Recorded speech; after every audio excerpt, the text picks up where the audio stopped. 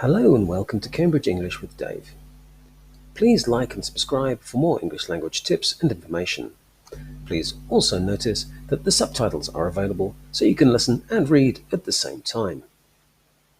Today I'm going to be giving an overview of the Cambridge First Reading and Use of English paper, which was last updated in 2015. This will be general information. I'll be going into more details in following videos. The Cambridge First exam is a B2 level exam on the Common European Framework, or Upper Intermediate in level, and is a qualification accepted and respected all over the world by educational institutions and businesses as a proof of English attainment. The Reading and Use of English paper, or Part 1 of the exam, is worth 40% of your mark and is divided into 7 parts. Until 2015, it was 2 separate papers, but they were merged in order to shorten the time of the exam. I'll go through each of the parts briefly and then give an outline of this paper. By knowing the format of this exam and rehearsing and practicing with good practice materials, you'll be able to ensure that you have the best results on the day, as well as reducing any worries you may have. There are no tricks in the exam, and the questions and formats are designed to ensure that you are as comfortable as possible and that you have a wide enough range of questions and topics to clearly show your level of English speaking ability. The test examines your grammar and vocabulary through collocations and associations with realistic text at B2 level, as well as your production of the language with reformulation exercises. Additionally, there are longer reading texts which require speed as well as comprehension. Timing is tricky when taking this paper, and you should really practice skimming and scanning for meaning. This part of the test is 1 hour and 15 minutes long, and candidates are examined under supervised exam conditions. The desks are separated to prevent copying and cheating, and silence in the exam is enforced by an invigilator. If you have any questions about the exam, you are given a short opportunity at the beginning of the session. In part 1 of the test, you are presented with a short text of perhaps 200 words. From this, 8 words will have been taken out and replaced with a number. Underneath the text, you'll have multiple choice options for each gap.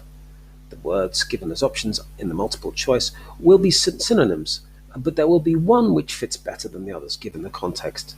For correct answers, you are awarded 1 mark for part 1.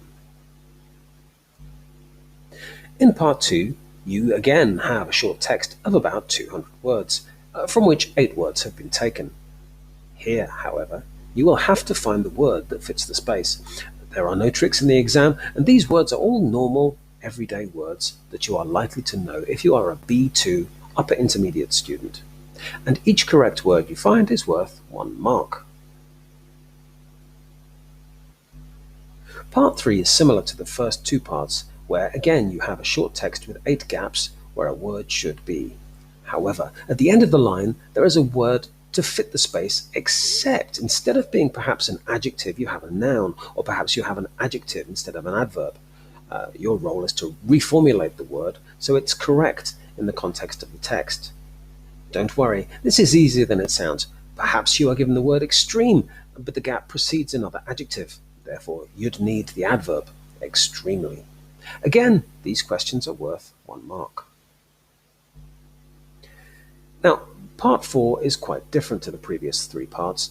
There are only 6 questions, but each one is worth 2 marks each, so this section is worth 12 marks. In this part, you are given a complete sentence. Your job is to rewrite that sentence and use a specific word that is provided. You cannot change that word.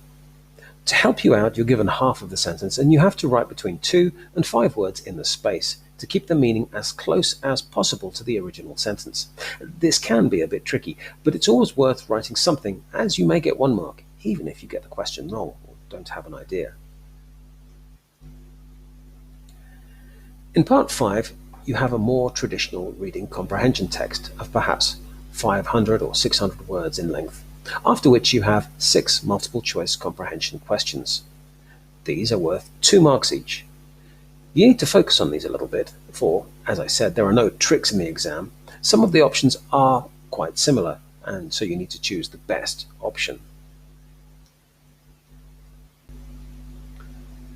Part 6 also has a longer text of maybe 500 words or so, but this time 6 sentences have been removed from the text. Your job is to put the sentences back in the correct place. This is worth 2 marks a question. Be careful though, as there are 7 sentences and only 6 spaces. An extra sentence has been added so that you need to make an active choice each time, which is good if you think about it. It means that a misstep doesn't mean losing 2 questions, but perhaps only 1. In part 7, you have 10 questions, each worth 1 mark each. This is a reading task. You have 4 short texts of related subjects, but with different ideas in each. Your job is to describe which text matches your question. This is not hard, but this is towards the end of the exam, and time will be a real factor here. This is especially true when you consider that you need to copy your answers down onto a specific mark sheet. You need to take care when doing this, as many students have slightly miscopied, meaning they got far lower marks than their language skills deserve. Ensure you factor in enough time to do this after you've completed the exam, and check your answers. In total, there are 52 questions in the exam, but these add up to 70 marks. Remember that this paper represents 40% of your final grade, so it is key. A passing grade in this exam is a C, which you need 60% or more to attain. A B grade is for students with a percentage between 75 and 79%, and 80% or over will give you a grade A. Additionally, a student attaining a grade A at this exam will have a level C1 recorded on their certificate. Of course, the final grade is an amalgam of the scores in the other papers as well, namely the writing paper, the listening paper, and the speaking exam, all of which I will talk about in other videos. The focus of this paper is to demonstrate knowledge of how English works in the real world, as well as showing knowledge of how texts are organized, as well as their tone and structure.